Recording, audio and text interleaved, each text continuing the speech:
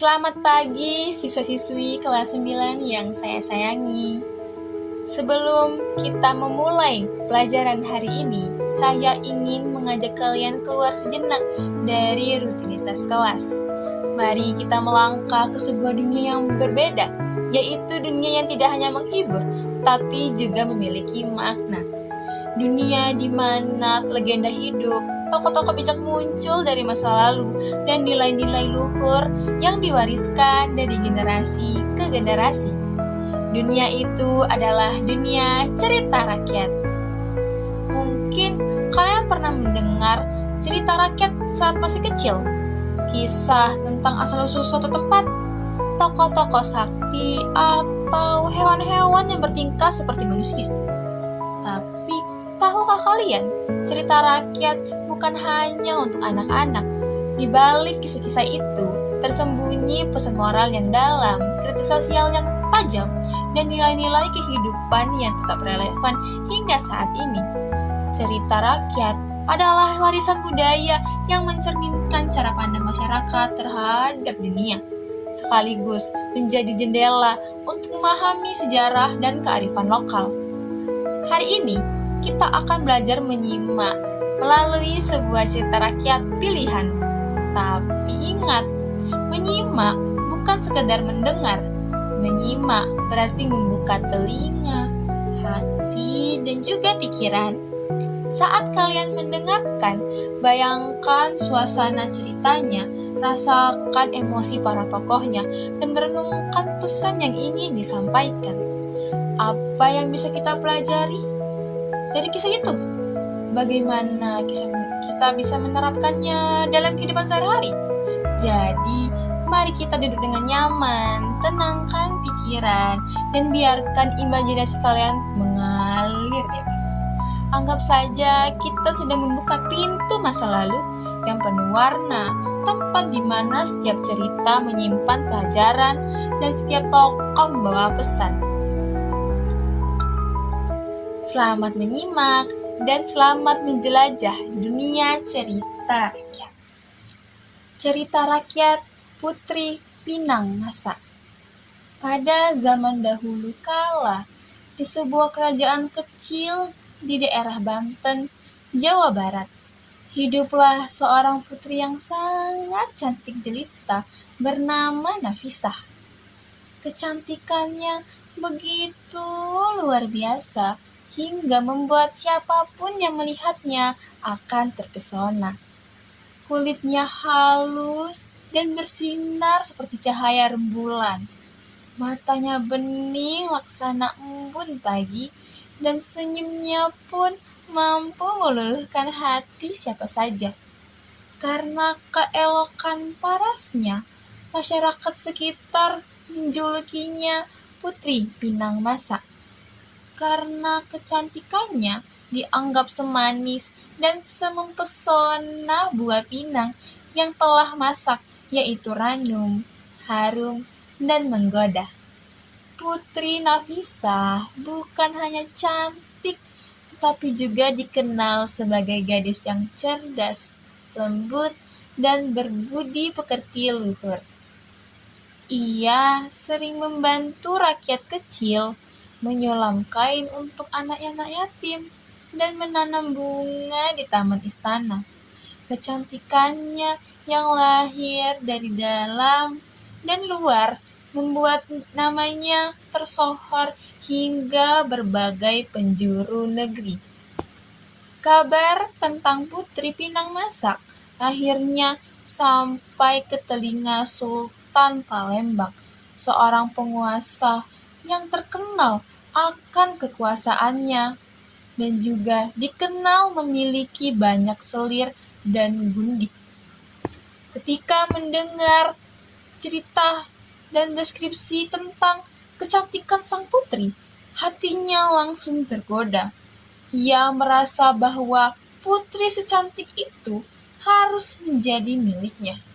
Tanpa berpikir panjang, Sultan memerintahkan para pengawalnya untuk segera berangkat ke Banten dan membawa sang putri ke istana Palembang. Namun, Niat Sultan bukanlah untuk menikahi sang putri secara terhormat. Ia hanya ingin menjadikan niat gundik bagian dari harem istananya.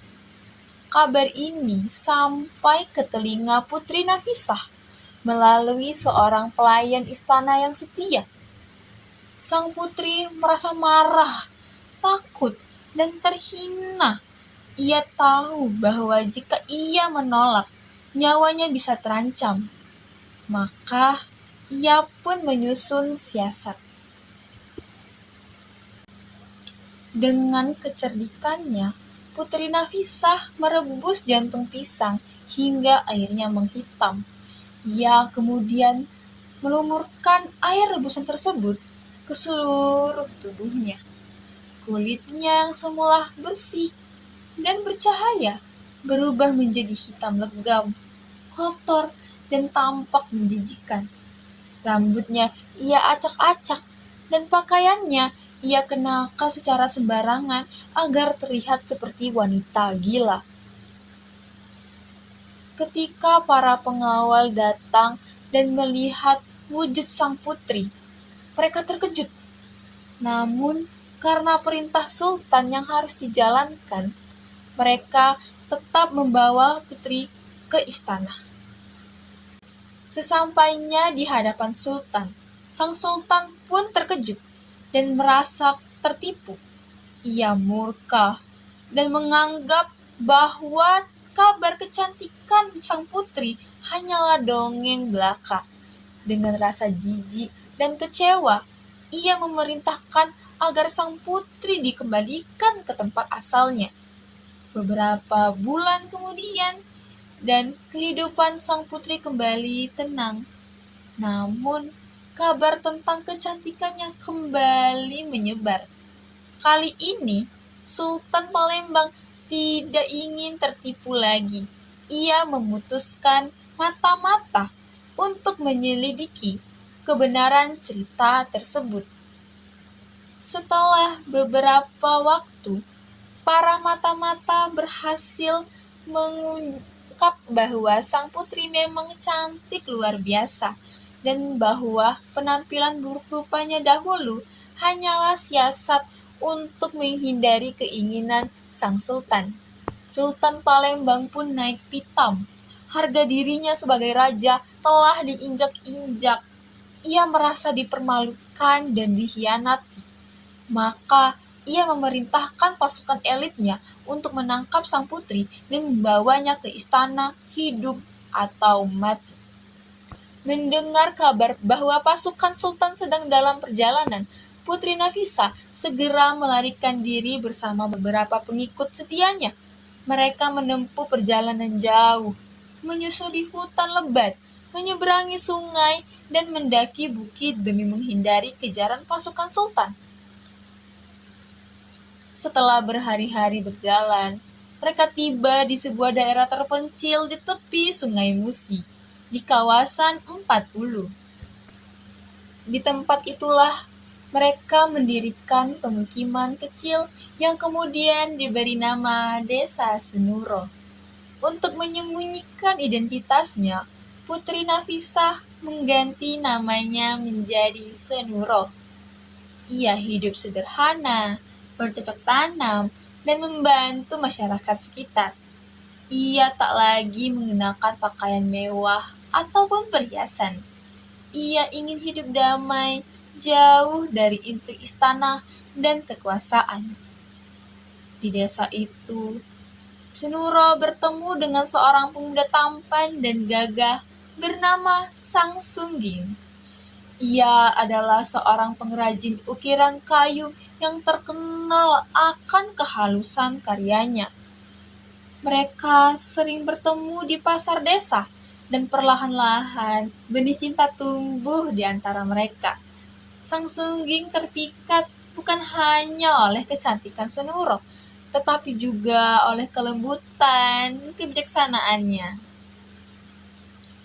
Setelah beberapa waktu kemudian, mereka pun memutuskan untuk menikah. Persiapan pernikahan dilakukan secara sederhana, namun penuh sukacita. Warga desa turut bergembira dan membantu mempersiapkan segalanya. Namun, takdir berkata lain. Beberapa hari sebelum pernikahan, Senuro jatuh sakit. Tubuhnya melemah, wajahnya pucat, dan ia hanya bisa berbaring di tempat tidur. Para tabib desa telah berusaha mengobatinya, namun penyakitnya tak kunjung sembuh. Dalam kondisi sekarat, Sunura memanggil Sang Sungging dan para pengikutnya. Dengan suara lirih, Sunura mengucapkan sumpah terakhirnya. Ia berkata bahwa kecantikan yang ia miliki selama ini hanya membawa petaka. Ia dikejar, diinginkan, dan hampir kehilangan kehormatannya karena parasnya yang cantik. Maka ia bersumpah bahwa anak, cucu, dan para pengikutnya tidak akan mewarisi kecantikannya. Ia ingin mereka hidup damai tanpa harus mengalami nasib seperti dirinya. Tak lama kemudian, setelah mengucapkan sumpah itu, Senuro menghembuskan nafas terakhirnya. Tangis pun pecah di seluruh desa. Sang Sungging sangat terpukul, namun ia menghormati keputusan dan pengorbanan kekasihnya. Desa Senuro tetap berdiri hingga kini, menjadi saksi bisu kisah cinta dan pengorbanan Putri Pinang Masa. Masyarakat setempat masih mengenang kisahnya sebagai legenda yang syarat makna. Mereka percaya bahwa sumpah sang putri benar adanya, sehingga sampai saat ini jarang ditemukan wanita yang memiliki kecantikan luar biasa di desa tersebut. Namun, bagi mereka, kecantikan bukanlah segalanya. Mereka lebih menghargai kebaikan hati, keberanian, dan kebijaksanaan yang merupakan warisan sejati dari Putri Senuro, sang putri Pinang Masa. Demikianlah cerita rakyat tentang Putri Pinang Masa. Kisah seorang putri yang tidak hanya cantik rupanya, tapi juga berhati tulus dan penuh kesabaran. Ia dan Sang Sungging mengajarkan kita bahwa keberanian, ketulusan, dan kesungguhan hati adalah kekuatan sejati yang mampu mengubah nasib. Semoga cerita ini tidak hanya kalian dengarkan sebagai hiburan, tetapi juga menjadi pengingat bahwa setiap tindakan memiliki akibat dan setiap keputusan membawa tanggung jawab. Saat kita memahami isi cerita rakyat ini, kita juga belajar memahami makna kehidupan dan nilai-nilai yang penting dalam menjalin hubungan dengan sesama. Terima kasih telah menyimak dengan baik. Sekarang, mari kita lanjutkan dengan menjawab beberapa pertanyaan untuk melihat seberapa jauh kalian memahami alur cerita, tokoh-tokoh, dan pesan moral dari kisah yang baru saja kita dengarkan. Pertanyaan pertama, siapakah nama asli dari Putri Pinang Masa? A. Zubaidah. B. Nafisah. C. Aminah. D. Nurhaliza. Pertanyaan kedua, dari mana asal Putri Nafisah? A. Palembang. B. Banten, Jawa Barat. C. Jambi. D. Riau. Pertanyaan ketiga, mengapa Putri Nafisah dijuluki Putri Pinang Masa? A. Karena ia suka makan buah pinang. B. Karena ia tinggal di kebun pinang. C. Karena kecantikannya yang luar biasa, menyerupai Pinang Masa. D. Karena ia berasal dari desa Pinang. Pertanyaan keempat, apa tujuan Sultan Palembang ingin membawa Putri Nafisah ke istananya? A. Untuk dijadikan ratu. B. Untuk dijadikan penari istana. C. Untuk dijadikan gundik. D. Untuk dijadikan penasihat. Pertanyaan kelima. Bagaimana cara Putri Nafisah mengelabui Sultan Palembang? A. Ia menyamar sebagai laki-laki. B. Ia melumuri tubuhnya dengan air rebusan jantung pisang. C. Ia melarikan diri ke hutan. D. Ia menyembunyikan wajahnya dengan kain. Pertanyaan keenam. Apa reaksi Sultan Palembang saat melihat Putri Nafisah setelah menyamar? A. Ia tetap meminangnya. B. Ia marah dan menghukumnya. C. Ia merasa tertipu dan mengembalikannya. D. Ia memenjarakannya. Pertanyaan ketujuh. Apa nama desa tempat Putri Nafisah bersembunyi? A. Desa Pinang. B. Desa Musi. C. Desa Senuro. D. Desa Empat Ulu. Pertanyaan ke-8. Mengapa Putri Nafisah mengganti namanya menjadi Senuro? A. Untuk menghormati leluhurnya. B. Untuk menyembunyikan identitasnya dari Sultan Palembang. C. Karena ingin memulai hidup baru. D. Karena ingin menjadi rakyat biasa. Pertanyaan ke-9. Siapakah pemuda yang dicintai oleh Putri Nafisah di tempat persembunyiannya? A. Rajo Mudo. B. Pangeran Antasari. C. Sang Sungging. D. Datuk Maringgih. Pertanyaan ke-10. Apa isi sumpah Putri Nafisah sebelum meninggal? A. Bahwa pengikutnya akan menjadi kaya. B. Bahwa anak cucunya akan menjadi raja. C. Bahwa kecantikan akan membawa keberuntungan. D. Bahwa anak, cucu, dan pengikutnya tidak akan memiliki kecantikan seperti dirinya. Sampai jumpa di cerita berikutnya. Hari ini kita sudah menyimak sebuah kisah yang tidak hanya menarik untuk didengar, tetapi juga penuh arti dan nilai-nilai kehidupan. Cerita rakyat Putri Pinang Masa membawa kita ke dunia yang penuh warna dan tempat di mana imajinasi bertemu dengan kebijaksanaan, dongeng bertemu kenyataan, dan kehidupan bertemu dengan pembelajaran. Cerita rakyat bukan hanya cerita lama yang diceritakan dari generasi ke generasi.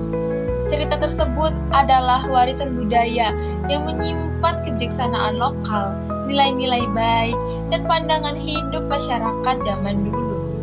Di dalamnya, kita bisa melihat bagaimana manusia menghadapi masalah, mencintai, berjuang, dan belajar dari kesalahan.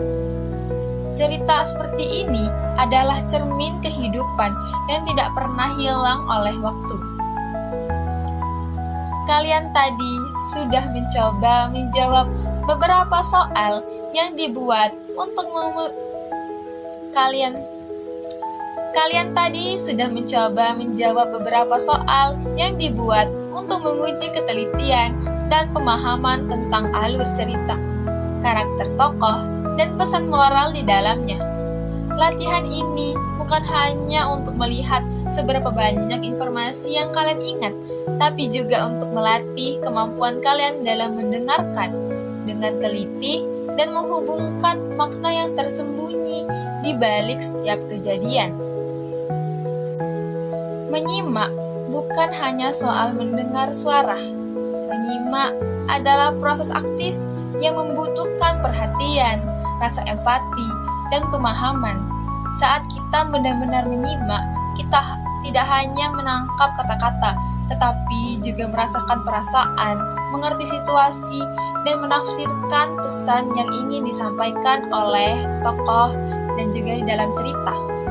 Cerita rakyat seperti Putri Pinang Masa mengajarkan banyak hal tentang keteguhan hati, keadilan, dan bagaimana kebaikan akan selalu menemukan jalannya, walaupun harus melewati kesulitan yang berat. Cerita ini juga mengingatkan kita bahwa setiap tindakan ada akibatnya, dan bahwa kebenaran, walaupun terkadang tersembunyi, pada akhirnya akan terlihat. Semoga melalui cerita ini, kalian tidak hanya menikmati jalan cintanya, tapi juga merenungkan nilai-nilai yang ada di dalamnya. Jadikan setiap cerita sebagai bahan untuk berpikir. Tanyakan pada diri sendiri, apa yang bisa kita pelajari dari cerita ini? Apakah saya pernah mengalami hal tersebut? Bagaimana saya akan bersikap jika berada di posisi tokoh tersebut? Dengan begitu, kalian tidak hanya menjadi pendengar yang baik, tetapi juga menjadi pelajar yang bijaksana. Teruslah membuka telinga dan hati untuk setiap cerita yang akan datang. Karena setiap cerita sekecil apapun membawa pembelajaran yang berharga. Kadang pelajaran itu jelas, kadang tersembunyi dalam simbol, dalam tindakan tokoh, atau di akhir cerita yang menyentuh. Ingatlah, cerita rakyat adalah bagian dari identitas kita. Dengan mengenalnya, kita mengenal akar budaya kita sendiri. Dengan memahaminya, kita menjaga warisan leluhur agar tetap hidup dan berani di tengah perubahan zaman yang cepat. Terima kasih sudah mendengarkan dengan penuh perhatian. Terima kasih sudah membuka hati dan pikiran untuk belajar dari kisah Putri Pinang Masa. Semoga cerita ini dan cerita lain yang akan kita temui nanti menjadi bekal berharga dalam kehidupan kita sendiri. Karena pada akhirnya, pendidikan bukan hanya tentang apa yang kita tahu, tapi bagaimana kita menggunakannya untuk menjadi manusia yang lebih baik.